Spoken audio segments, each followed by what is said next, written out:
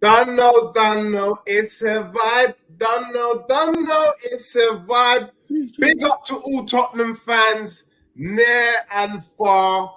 It's the New Year special with your boy Deji Spurs and my homeboy from the Six, Zeus. Jeez. Zeus, how are you, my bro? How you feeling? And Happy New Year in advance. Yeah, man. Happy New Year to you too. Looking forward to awesome 2024, footballing wise and personal wise. But yeah, feeling good. 9 points out of 12 for the Christmas run. Wait, fantastic, right? Did not expect that at all. I would have taken 8, but yeah, fantastic performance all around. I predicted 12 and we got 9, which is not far off, and we were slightly unfortunate against Brighton. Big up to the assembled and all the Arsenal fans coming in right now. Before we go into today's show and give a quick roundup, I have a little something, a little present for the Arsenal fans. We did a Declan Rice. We did a Declan Rice. Hey, we did a Declan Rice. We did a Declan Rice. Yeah, we did a Declan Rice. Look, Arsenal fans, you do like Declan Rice. I hope not. Woo! I love it. Happy New Year to everyone. Joe, this here today, the assembled. Zeus, quickly. I know we didn't watch the game because we were watching our team play. Yeah. But Arsenal lost to Fulham, and I'm hearing that Punch and Judy, aka Ben White, was getting chopped up by William, your quick thoughts on that result, please. I mean, it's a London derby, and those could go either way. In the chat with like Tunnel TV and them guys, Arsenal lost to who before? They lost the last game. West Ham. They lost to West Ham. Yeah, London derby again. And what I was talking about, that could be, it's a derby, and they can go either way sometimes, right? And man like Kanebi, we're like, oh, whatever, it's done, 3 points, sure. And yeah, it's just one of those things. It's a derby. 2 games in 4 days, Christmas period, things are going crazy. And potential banana skin, right? And I think Arsenal, for all the Declan Rice hype, they haven't solved their issues up front. Like Jesus. Somebody told them. Yeah, Jesus. I'm not sure why I know he didn't start this game. I'm not sure why. But, he's not a guy who's going to come in and give 20, even when he's healthy, he seems, right? So... and I know that the comparison has been Richarlison versus Jesus, and Richarlison is actually putting the ball in the back of the net. Ha! And yeah, maybe they could use him. Right? Another thing we got right. Just saying. Yeah. I still don't rate him though, even though he scored. But it's something. I don't know. Maybe they have to go for like Tony or someone like that for to continue their title charge. But they've always had issues scoring up front, and the saga continues. 100%. Look, for me, I already said it last season. Everyone that's been following me long enough will know that I called last season for Arsenal a freak season. I also told the cronies on Tunnel TV, that Arsenal and Brandon TV, that Arsenal need a striker if they're going to mount a serious title challenge. They shut me down. Man City won the league without a striker. I responded, you're not Man City. We've got Saka and Martinelli. Where is Saka and Martinelli right now? Do you get what I'm saying? But for me, Arsenal have no excuse, bro. They literally have 2 men out. Partey and Timber. Timber we haven't even seen. We don't even know what he can do. We have had suspensions and injuries galore, and we're just a point behind. So I don't give a damn what anyone's saying. People need to show some respect for our club. And I love our manager, because just in the press conference just now, they've asked him, hey, how do you feel you're 3 points off a Champions League spot? And he went, hold on a minute. We're 3 points off top. Get it bloody right, mate. Get it right. Yeah, no, I think you got it wrong. They said you're 1 point. You're 1 point off a Champions League spot. And he said we're 3 points off first. Yeah, come on. Yeah, I get you. I mean, our achievements, given the circumstance, this guy literally has every man and his dog sourcing at the moment at our beloved club. So look, I didn't watch the Arsenal game, so I can't comment too much about it, but I am going to get into the game today. Zeus, I did feel that we were. I think we started off well. I think the biggest surprise for us was that Benton Core started the game. Now, nobody was expecting that. It didn't come out in the press conference before the game that he was fit enough to play. Literally, his missus must have sent like on a kind of Instagram story yesterday. Yeah, Number I saw 8 is ready. So I'm like, ready for what? Is he ready for Jan? Is he ready for that. something? And then we see in the starting lineup that Bentancur is starting. I'm happy. Yeah. Given his performance, you can see that he's not 100%, but he literally came out to do a job for the team. Yeah. But Pape Sarr, what a player. Because we were sourcing in that beginning period of the first half. And then when Pape Sarr, I hope it's not a serious injury.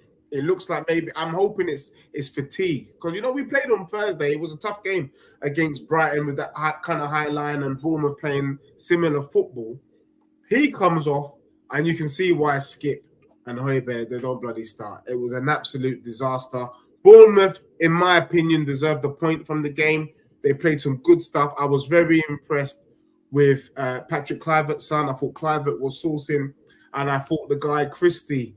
I had Sam on the preview show earlier in the week say, look, watch out for Christie, and I have to say he was right. Christie is a player. Solanke, nah, before the game, I was considering Solanke as maybe a possible striker for us as a replacement for Richarlison. Based on that performance, I prefer Richarlison up front. I know you don't like Richarlison, but can I just say, he is actually doing better than you expected. All the Tottenham fans that were knocking Richarlison down, I hope now you have an apology. I want a public apology for Richarlison because he's got 6 Premier League goals. This guy is going to get double figures, in my opinion. But more importantly, we held on somehow with a depleted squad. And I'm going to do another show on talking about the importance of Emerson Royale and Ben Davies, because without these two soldiers, we wouldn't be 1 point behind Arsenal and 3 points off top, in my opinion. But Zeus, you watched the game. Are you feeling the same sentiments like the ones I'm sharing with you? Yeah. I mean, in terms of, if we had gotten a draw, if we had lost, to be honest, I think it was like the Everton game to me, man. Like, yeah, we won in the end, but there were times where we were getting done. Like, not done, but there was we were getting matched up. I don't know. Yeah. And maybe it's one of those things that you're able to get something from games, even though you're not playing well. But man, there were some times where it was pretty hairy. So I know, when you have your first choice midfielders and first choice center backs, some of that stuff will go away. But this could have gone either way, man. It could have gone any way. Like, they had a few chances early on, and they were really, it was like the Everton game to me. Like, I'm glad we got the win, and we have guys putting away some chances. But even in there was a chance that Son, like, I thought he should have buried it. Come on, that he should have put that away. So there were hairy moments. I'm glad that we got the win, but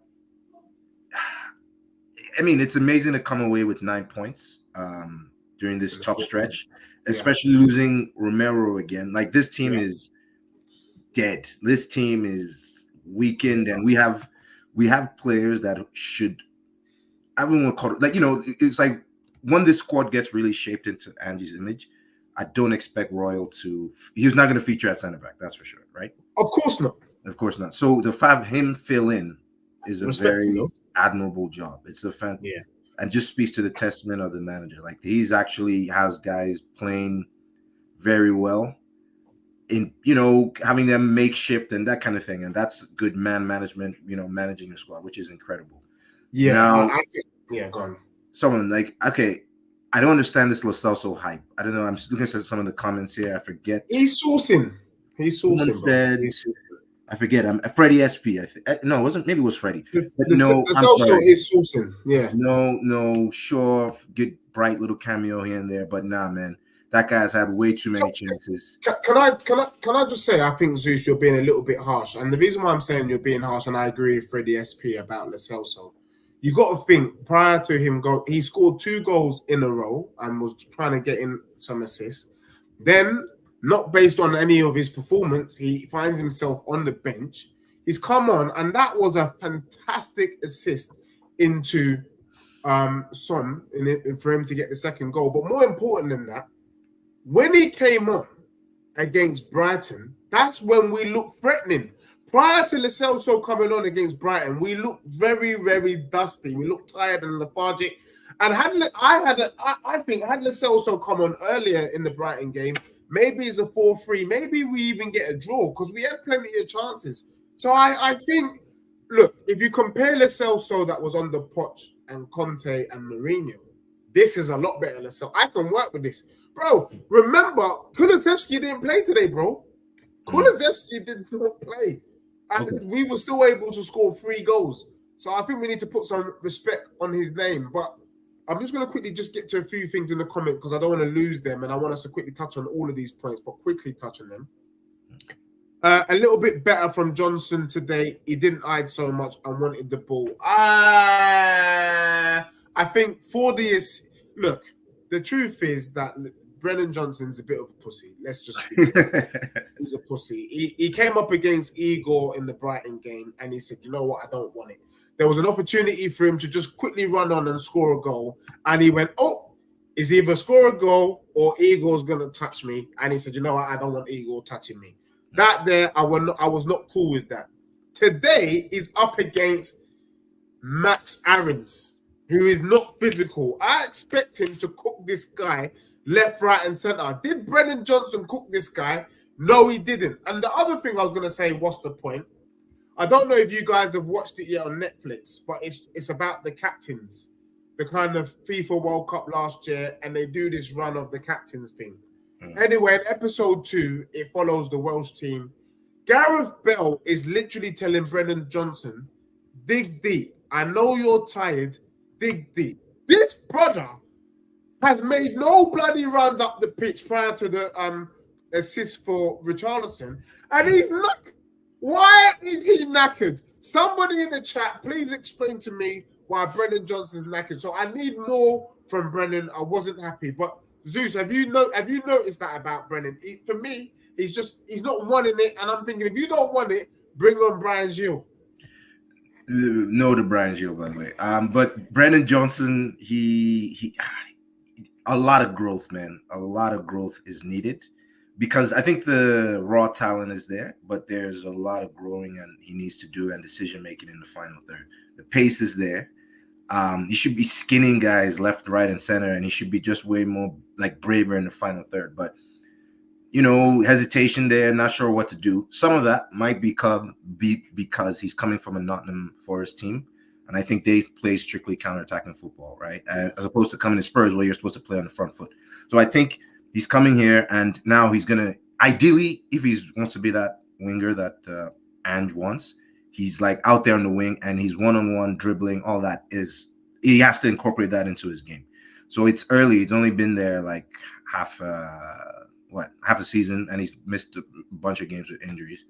But with the price tag, yes, you'd expect him to come like tailor-made, but no, like I think he just has a lot of growing to do, watching tape or, really in the off season, maybe, I don't know if he can do it now, but really looking to learn at what the best wingers do, but a lot left in terms of growth.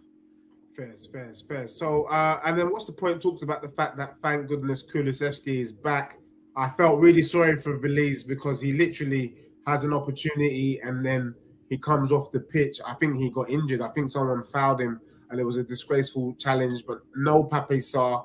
I mean, Sarr was due to go to the African Nations. So really and truly, we were going to be without him anyway. So it makes no difference there for us. But I feel really gutted for Sarr because if it is a serious injury, then, he's going to miss out on African Nations Cup, which will be a shame. But I do agree with what's the point. He said Lo Celso wanted the ball today. I think he's finally started to feel at home on the own. I do think he's starting to feel at home. And we're seeing the best performance from him in a Spurs shirt. But the real person that we need to talk about is Udogie. How much, I was watching this game thinking, how lucky are we as Spurs fans to have Udogie? Like, almost like, I almost want to say that this guy's level isn't even, he's above Spurs. Like, let me just keep it real. You know, it's so easy. You know, I was talking about to my family the other day, I was talking about Galacticos. And a Galactico to me, you know, was Gareth Bale. And actually, if you look at it, Harry Kane is a Galactico. He's somebody that Real Madrid buy. Yeah. I can see Udogie being picked up by Real Madrid. I'm sorry, guys. I'm sorry, Spurs fan. He's that good. He is so. This brother is left back and he's playing centre back. He's having to cover for the mistakes of Emerson Royale and Porro and Ben Davis in the game. He should. I don't know who got man of the match in today's game, but it should have been given to Udogie because this guy is doing. It's literally a one-man defense right now. Zeus, are you in the? You know your thoughts on Udogie? Was it a man of the match performance? Yeah. It was definitely up there. Just in terms of controlling and saving us at the back, and also making and advancing the ball too, right? Like he's all world. Like I don't know how he went under the radar the way we got him. So shout out to the Paratici for making that happen. But this is his first season in the Prem, and he's what, maybe 21, 22, something like that. He's 21, bro. Yeah. So to me, it's like you come into the league, you got to adjust, you have to learn, and he's already just like doing bits, man. Like he's captain material. It would be a bit crazy for him to get it right now, but he's leading from the back. I think that's kind of what I would say. Like when he's available, we're so much of a better team. Like I think to me, like the runs from left back into like advancing the ball, like just so key. And yeah, definitely, I think he's our most important player. Right? Without him, like if he wasn't around for any of these games, we would be we would be relegation, maybe not relegation for it, but he's so important to the Tottenham and everything we try to achieve. Him and Vicario. I mean, I look at Udogie and I think he could be, some of the best left backs in history. Ashley Cole, Roberto Carlos, and Marcelos, who was at Real Madrid. I think he's the next in line for the front. I really do. I think Udogie is the next in line. What we kind of need from him to kind of solidify that is goals. Just, and I'm not talking lots of goals, but maybe, 5 or 6 goals in the season. If he can a couple of rockets. The one thing about him, he looks reluctant to shoot. There was an opportunity in the game today where the ball is in the box. It's on it's on his right foot. He could just shoot and he opts for a pass. And you're thinking, oh, yeah, I mean, shoot that ball, he's got to work on his right foot at least. Yeah. I mean, like I said, young, first season in the new league, still learning, but just maturity. Like I think I always look, so what Johnson is lacking, I feel like just decision making, and with age, he's already there. So little more refinements to his game, and who knows? Yeah, he could be a Gareth. No, I'll say Gareth Bale type, but Gareth Bale was next level when he was making marauding runs. Udogie is a Galactico. We've got a Galactico. What we can do, you're looking at Tottenham, and I'm watching the game today, and I'm picking up points from What's the Point. I'm picking up points from Jay Greaves, and I am going to talk on Arsenal shortly. But you're looking at Udogie being the left, Paul Merson on the weekend, who is an Arsenal crony, he hates Spurs, had 4 Tottenham players in his Premiership 11 so far. And me and you, we did a Premiership 11, around October, where we had 6 players from Tottenham. So the fact that everyone can see that we've got these quality players, and Paul Merson talks about the fact that he would have had Van der Ven if Van der Ven wasn't injured. That's fine. That's half the outfield players coming from one club. So that the transfer market, we've done well. That Postecoglou is a legit manager, because no one can say it's because of Van der Ven and Maddison why we are where we are. We've not had them. We've not had them for about 6 weeks. We've not had them since the Chelsea game, and we still find ourselves in and around. We're 3 points off top, for crying out loud. Whereas everyone else, I've pretty much got one or two players injured, apart from us in that kind of top bracket. So big up to Porro, big up to Ben Davis, who's doing a sterling job. I think Ben Davis and Emerson Royale, two players having to play out of position, do a job. It's very hard to play out of position, but it's even more harder to play out of position and still get the points. And that's what makes Postecoglou a legit manager. And it was good to see him fighting for his club today and angry. Big up to JJ, oi oi, evening all, happy new year. Actually, Brian Gill played very well when he came on. Yeah, he showed a bit of steel. He showed a bit of metal. He knows that he's got to be physical. If he's not physical, then he won't be able to play. What's the point? He's delighted with Richarlison. He's getting goals. He's starting to score. Zeus, you're still not trying to give Richie any love. No. I thought he was unlucky against Brighton. No. He was marginally offside. He scored in that game. Ain't this what you want? The guy scored 6 goals, mate, so far. I'm counting. He looks like he's finding form. He looks like the player that we've signed. Personally, I'm happy. He's the highest scorer he's after Son. He's the second highest goal scorer in our attacking lineup. Are you not even trying to shift a little bit to say, you know what, let's support it, let's get behind him, let's get behind him. He's doing a great job. I saw too much last season to be like, this guy is, maybe it's the price tag. And I saw too much last season where I'm just like, yeah, this guy is not elite. And maybe it's unfair, but you're comparing him to like Harry Kane, right? Yeah.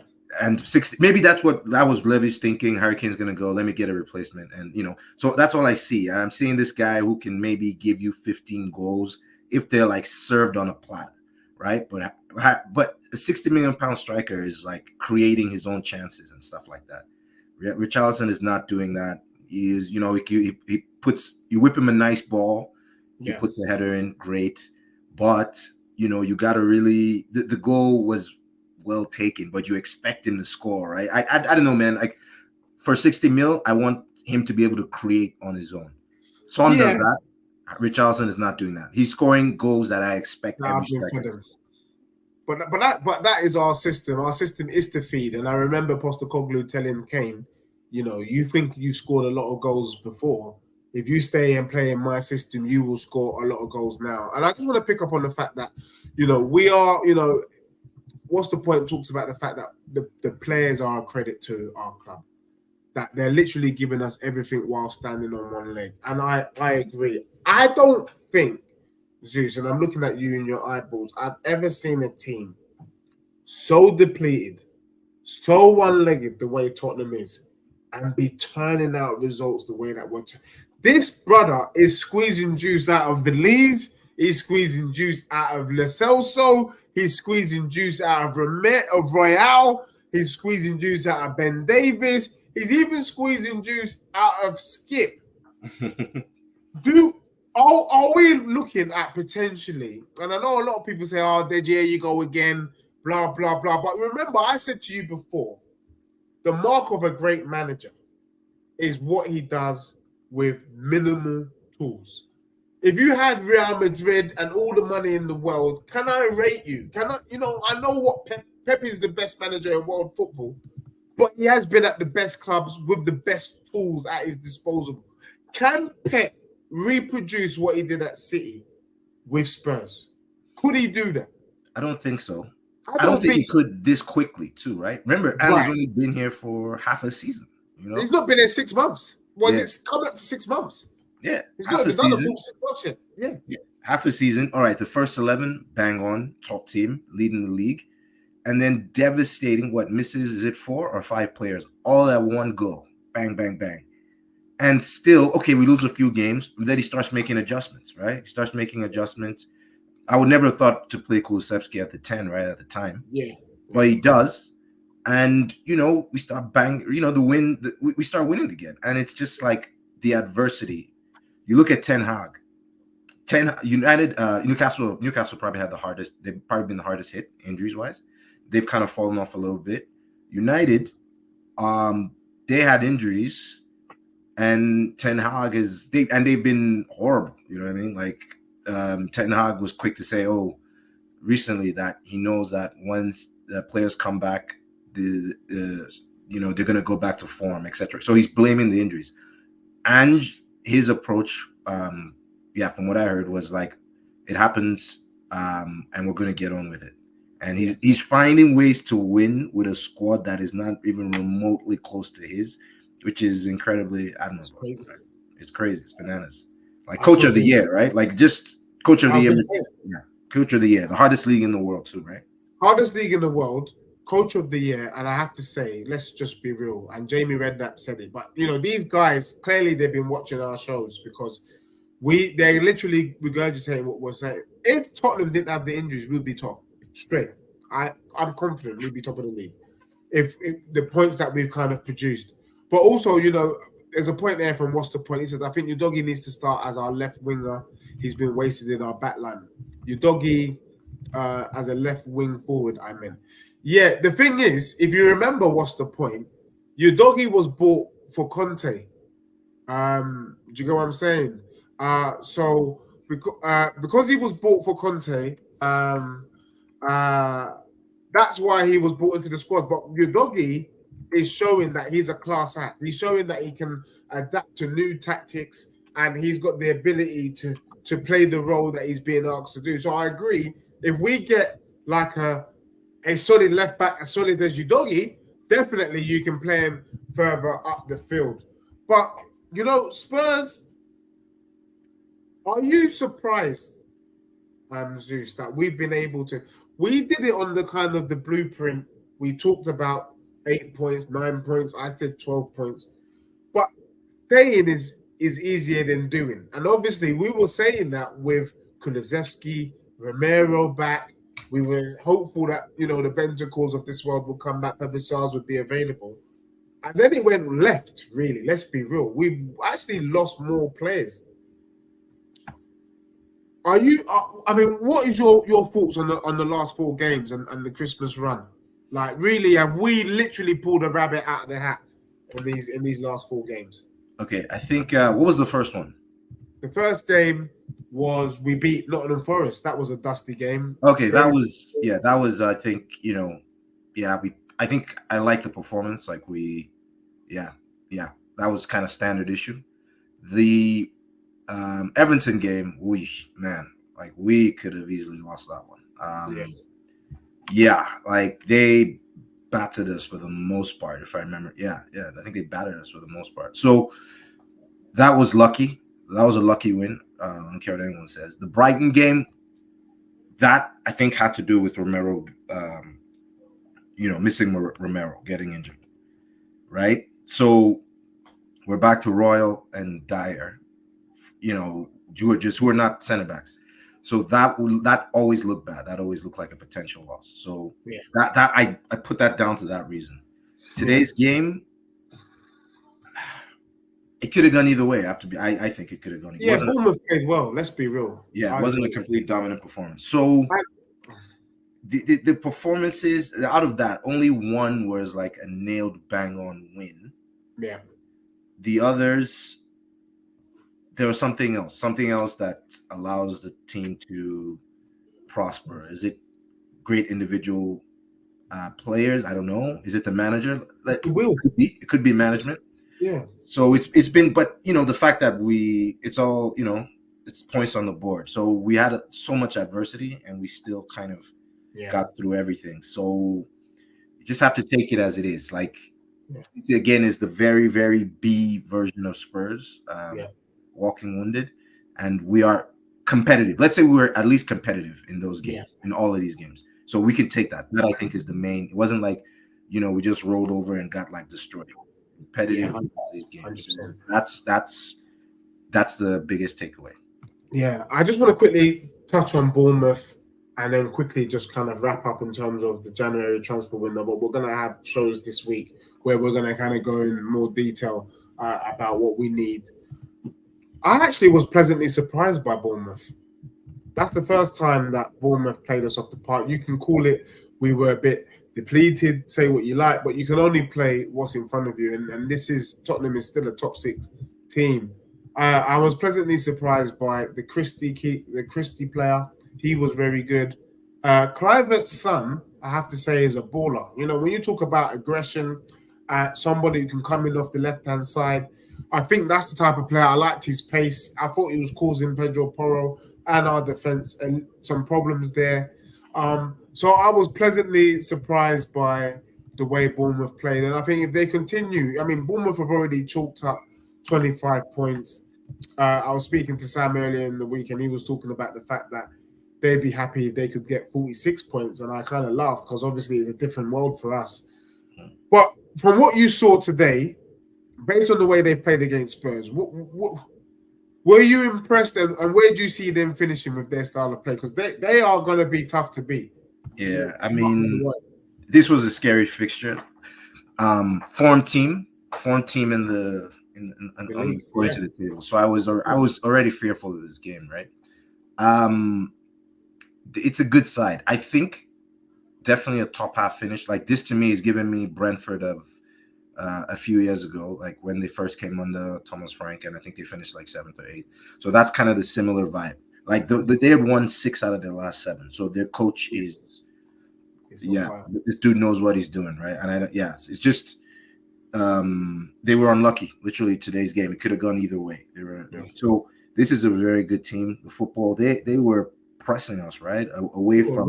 They were right high, man. I was like, what the hell? Yeah, we couldn't get out of our half. Exactly. So it's like these guys are legit. It's a solid team with some very good players. The guy who got their goal, is it Brooks? Alex Scott. Yeah. That's one. Like he could have had another, right? He could have easily had 2. So he actually looks like. I was surprised they didn't start him, to be fair, because he's their main man. He's one of their main men, and I think the manager probably made a mistake not starting him, bro. Because when I was doing the preview, Sam was saying, "Look, this Alex Scott, they got him from Bristol City. He's cold, and surprise, he gets the goal. Could have got another goal, and and you just think, imagine if he started. I mean, what's the point? Says, thank goodness he didn't start."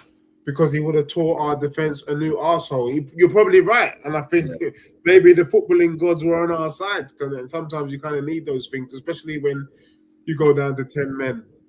The only one thing I will say, though, Zeus, is I don't like the fact that Postecoglou at 3-0, I still felt the game was in balance, even though we scored the third. And for him to make those kind of what I would regard as unnecessary changes, like did he bring like 3 players on at the same time or 2? Did he need to do that? Couldn't he have staggered it? Because why have we got 10 men for the last 15 minutes? I mean, what bloody hell? How much added time? Was it like 20 minutes? I mean, bloody, I didn't think we were going to play a new half by any time we had. But any thoughts on that? No. The game was done for the most part. I mean, losing 3-0 would be. I mean, it's happened before. Arsenal, Newcastle, the 4-4 game. But no, I'm okay with that. That's clearly like, hey, I want people to get minutes, make them feel part of the squad. Like I have no issues with that at all. So yeah, like that's par for the course. Fair. Okay, look, we're gonna have another show this week where we talk about the kind of transfers, but it looks like we might be getting the drugs again. But I just want to talk about Arsenal real quick. The Assembled says here today, have you seen his interview? It's when he messed up, and when the players make an error, amazing. He takes no responsibility. Are we seeing Arsenal do the bottle job a lot sooner? For me, I never trusted Arsenal. Some Arsenal fans were shaking their bum. People had the audacity to say that it was a 3-horse race. Arsenal, Liverpool, and City. And I'm like, hold on. You need to be including Villa. You need to be including Spurs in this conversation. But they ignored me and they poo-pooed me like I was garbage. Well, Christmas done, on the brink of a New Year's, on the brink of the 1st of Jan, we are right in the mix. Are Arsenal bottle jobs? I mean, I think their problems were obvious, right? The problem was like they don't have a great striker, right? They don't have a dependable striker. And Declan Rice, yes, he upgrades the midfield. But Declan Rice. Well, yeah, they definitely have an issue with like a proven goal scorer. Like, you know what? They screwed up the Kai Havertz money. That's the money you spend on a good striker. So that's on them that's on Arteta for seeking out Kai Havertz, who didn't really do much at Chelsea, isn't really doing much at Arsenal. So I don't know why he would make that he would make that purchase. So that's on them. For the sake of the league entertainment, hopefully they're thereabouts to make it competitive. But no, we don't want them there. Arsenal fans need to be put in a spliff in a corner. We don't want them all this crap. I mean, somebody asked me, do I think Tottenham's going to finish above Aston Villa and Newcastle? And I thought, this was an Arsenal fan. I thought, what the audacity? This is Dan Potts. I said, the question you should be asking me is whether Spurs will finish above Arsenal. And I'll be going back on that guy's show to say, I told you so. You know what I'm saying? But we don't want Arsenal in the race. We need them to be humbled. We need them to finish out of the top 5, in my opinion. Yeah, but my thing is too. They've been there before. They've kind of have a deep squad, so a deeper squad than we do. At least it's been shaped to Arteta's image. So maybe, do they? Do they have a deeper squad? They've only got 2 players out and they're struggling. We've had like 15 players out, bro. Yeah. Do they have a deeper squad? Maybe not. But I don't know. They've been here before. Like they have a manager, second or third year with the same manager. So you expect some sense of at least he's been here before. This is Ange's first season. So I'm not. It would be nice, but I'm not necessarily putting that on Ange that you have to finish above Arsenal or anything like that, right? Yeah. No, fairs. No, fairs. Look, Tottenham fans, we did it. Tottenham 3, Bournemouth 1. We took 9 points over the Christmas period. And I have to say, what a job Ange Postecoglou is doing.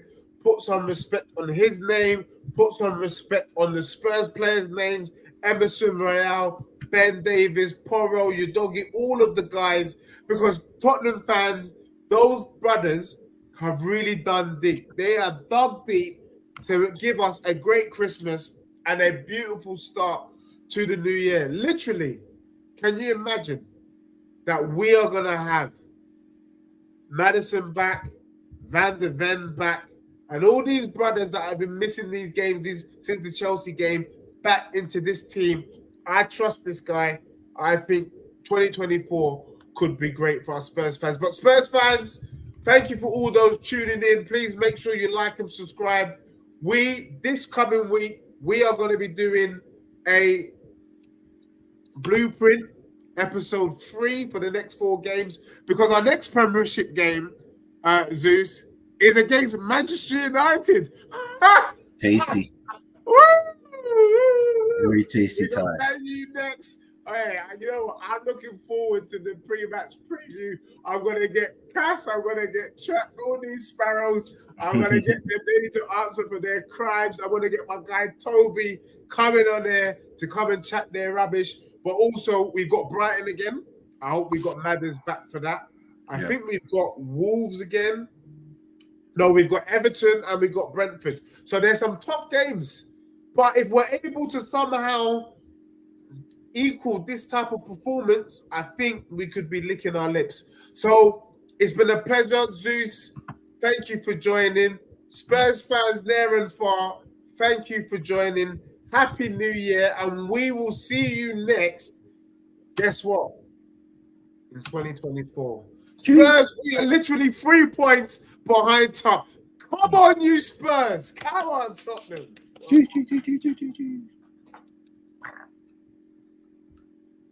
Dano, yeah. Dano, yeah. Dano, yeah. Dano, it's a vibe. Dano, it's a vibe. Dano, yeah. Dano, it's a vibe.